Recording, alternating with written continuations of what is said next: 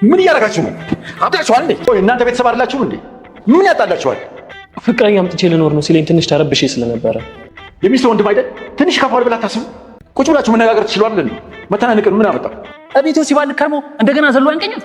አዲስ ፍቅረኛ ይዛለው ስላልኩት ገና ለገና አይደን ነው ይለኛል።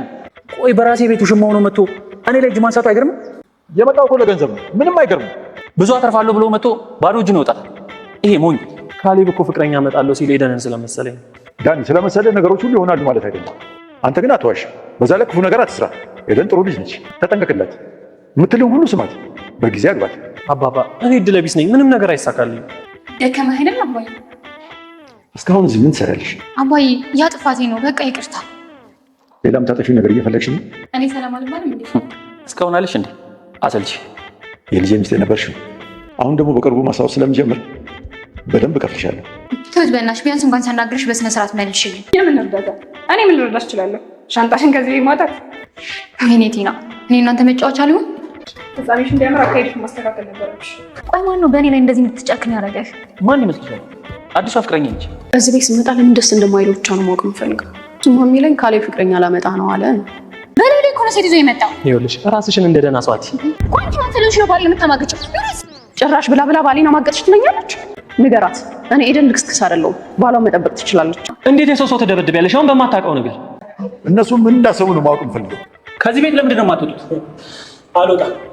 ባለቤቴ ከውሽማዋ ጋር በገዛ ቤቴ ስላለጡብኝ ለጊዜው ማስወጣት አማራጭ አይደለም። ከወጡ ግን በምን እንደሚያጠቁን አናውቅም።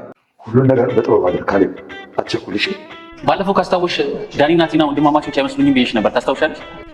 እና ምንድን ናቸው? ይኸውልሽ እነሱ ፍቅረኛሞች ናቸው። ሰላም ጤና ይስጥልን የትሁት ድራማ ተከታታዮች እንደምን ቆያችሁ? ዛሬ በዚህ ዝግጅታችን ከባለፈው ክፍል የቀጠለውን የተወዳጁን የትሁት ተከታታይ ድራማ ክፍል ይዘን ቀርበናል። ቪዲዮውን ሰብስክራይብ፣ ቪዲዮውን ላይክ፣ ሼር እያደረጋችሁ እንዲሁም ሀሳብ አስተያየታችሁን እያካፈላችሁን እስከ ቪዲዮ ፍጻሜ ድረስ አብራችሁን እንድትዘልቁ ስንል በአክብሮት ነው።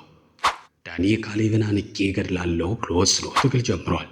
የካሌብ አባት ደርሶ ባያገላግለው ኑሮ ያሰበውን አድርጎ ነበረ። ምን አጣላቸው ከተባለ ስጋት፣ ፍርሃት የሚል ነው ምላሹ። ዳኒ ኤደንን እነጠቃለሁ፣ ትወሰድብኛለች የሚለው ፍርሃቱ ሊቆጣጠረው ወደማይችል ደረጃ የደረሰ ይመስላል።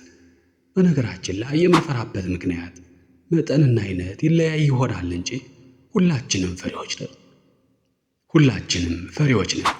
ልዩነቱ ፍርሃታችንን መቆጣጠር መቻልና አለመቻላችን ላይ ነው። እኔ ምንም አይነት ፍርሃት የለብኝም ካልህ ፈሪ ከመሆንህ በተጨማሪ የፍርሃት ስሜትን አምኖ በመቀበል የመጋፈጥ ፍርሃትም እንዳለብህ ጠቋሚ ነውና ራስህን ፈትሽ። ስለሆነም ዳኒ ኤደንን ከኔ ትወሰድብኛለች በሚል ስጋት መፍራቱን አንፈርድበትም። ሁላችንም ፈሪዎች ነንና የዳኒ ችግር ፍርሃቱን የተጋፈጠበት መንገድ ነው።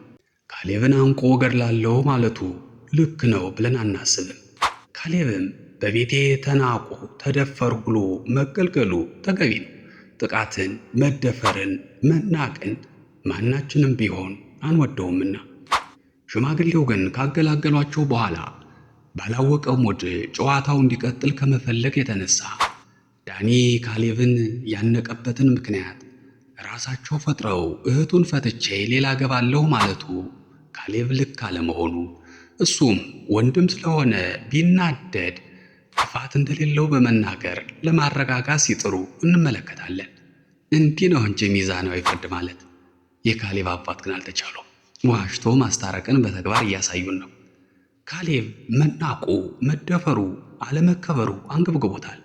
በእርግጥ ካሌብ የተናቀው የተደፈረው ያኔ ቲና ዳኒ ወንድሜ ነው ብላ ያስተዋወቀችው ዕለት ነው። ባለቤቱ ያቀለለውን አሞሌ ደግሞ ባለዕዳ አይሸከመውም ይባላልና ከቲና ያላገኘውን ክብር ከዳንኤል መጠበቁ ስህተት ነው። ምናልባት ያኛውን መናቅ ተደብቆ አያውቅም ብሎ ነው ካላለ በስተቀር።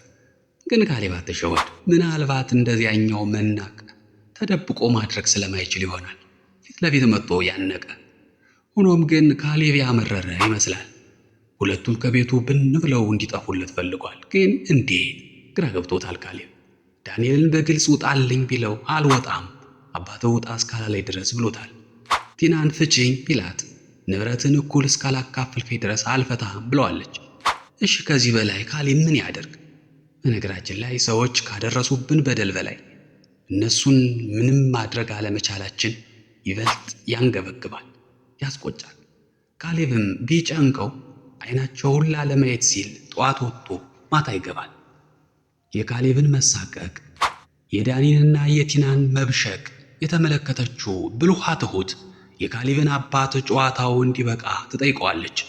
የፈለጉት ነገር ቅዠት ስለሆነ የበሰበሰ ዝናብ አይፈራም በሚል እሳቤ ጉዳት ከማድረሱ ውጭ ከእንግዲህ ከዚህ ቤት ምን ይሰራሉ? አባራቸው ትለዋለች። ካሌብም በቤቱ በዚህ ልክ መበደሉ፣ መናቁ፣ መሳቀቁ ተገቢ አይመስለኝም ትለዋለች አስተዋይዋ ትሁት። የካሌብ አባትም የእሷን ስሜትም ሆነ የካሌብን ጭንቀት እንደሚረዳው ገልጾ ነገር ግን በዚህ ሁኔታ እነዚህን ልጆች ከዚህ ቤት ቢባረሩ ሊያደርሱት የሚችለውን ጥፋት ማወቅ ያስቸግረናል። እነዚህ ልጆች ብዙ ፈልገው ምንም ሳያገኙ ጊዜያቸውን፣ ዕድሜያቸውን ከዚህ ቤት ጨርሰዋል እና ውጡ ብላቸው እንዲህ በቀላሉ ዝም ብለው የሚቀመጡ ይመስላችኋል?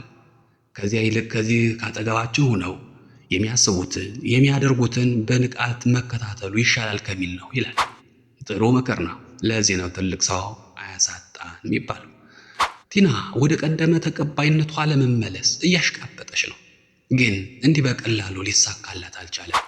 ምክንያቱም አንዴ ያጡትን ታማኝነት በቀላሉ ለመመለስ ይከብዳል።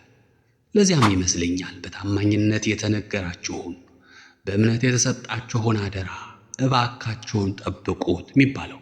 ካላጋነንኩት በስተቀር ድጋሜ ለመታመን ከመሞከር ይልቅ የፈሰሰን ውሃ ማፈስ የሚቀል ይመስለኛል። ቲና ላይም እየሆነ ያለው ነገር ይኸው ነው። በስሬ አፍሬ ያለው ይቅርታ አድርጉልኝ ብትልም ብርሌ ከነቃ አይሆንም ዕቃ ብለው ነው መሰል ሊሰሟት አልፈለጉም። አሁንም የእመቤትነት ማረጓን ማስመለስ አልቻለችም። እስቲል በረዳት ወጥ ቤትነት ስራ ላይ ነች። ቲና እየሆነ ያለውን መቋቋም ያቃታት ትመስላለች። በተለይ ካሌብ በሷ ላይ ሴት መደረቡን አምና መቀበሉ ከብዷታል። ግን ለምንድን ነው እኛ ሰዎች የጣልነውን የተውነውን ነገር ሌሎች ሲያነሱብን ምንንጨረጨረው ምንናደደው? እናም ቲና ካሌብ የደረበብኝ ኤደንን ነው በሚል ግምት ጠምዳ ይዛታለች። ካሌብ ዝምታ ለበግም አልበጃት 12 ሁና አንድ ነብር ፈጃት የሚለው ብሂል ከረፈደም ቢሆን የገባው ይመስላል። በደረሰበት በሆነበት ተሸማቆ ከመቆዘም ይልቅ ወደ ጨዋታው መግባት ፈልጓል። ይህንን ስሜቱን ያዩት አባቱ አሳን መብላት በብልሃት ነውና የሚያደርገውን ሁሉ በጥበብ በማስተዋል እንዲያደርገው መከሩት እንጂ አልከለከሉትም። እሱም እጸድቅ ብሎ አዝሎ ያስገባው ዳንኤል አልወርድ ስላለው እንዴት ከቤቱ ማስወጣት እንደሚችል ብቻ ሳይሆን ወጥቶም የሚሄድበት ማሳጣት የሚችል ዘዴ አዘጋጅቶለታል። ለዚያም ኤደንን ደውሎ ጠርቶ የዳኒንና የቲናን ግንኙነት የትማማቾች ሳይሆን የፍቅረኛሞች መሆኑን እንድታውቅ ማድረግ ነው። ይህን ስታውቅ ኤደን ግን ምን የምትል ይመስላችኋል? እሷ ምንም ትበል፣ ካሌብ ግን አድርጎታል። ታግሶ የቆየ ሰው ትዕግስቱ ሲያልቅ በቀሉን የሚጀምረው ልክ እንደ ካሌብ ከመጀመሪያው ሳይሆን ከመጨረሻው ነው። በዘመናት የተገነባ የዳኒና የኤደን ፍቅር 1 ደቂቃ በማትሞላ ጊዜያት ውስጥ ውሃ በላው። ውድ የትሁት ድራማ ተከታታዮች የዛሬው ዝግጅት እስከዚህ ድረስ ነበረ። ቀጣዩን ክፍል ይዘን የምንቀርብ መሆኑን እየገለጽ ቪዲዮውን ሰብስክራይብ፣ ቪዲዮውን ላይክ፣ ሼር ስለምታደርጉልን ሀሳብ አስተያየታችሁን ስለምታካፍሉ እንዲሁም እስከ ቪዲዮ ፍጻሜ ድረስ አብራችሁን ስለነበራችሁ እናመሰግናለን። በቀጣዩ ክፍል እስከምንገናኝ ድረስ መልካሙ ሁሉ ከእናንተ ጋር ይሁን። ሰላም።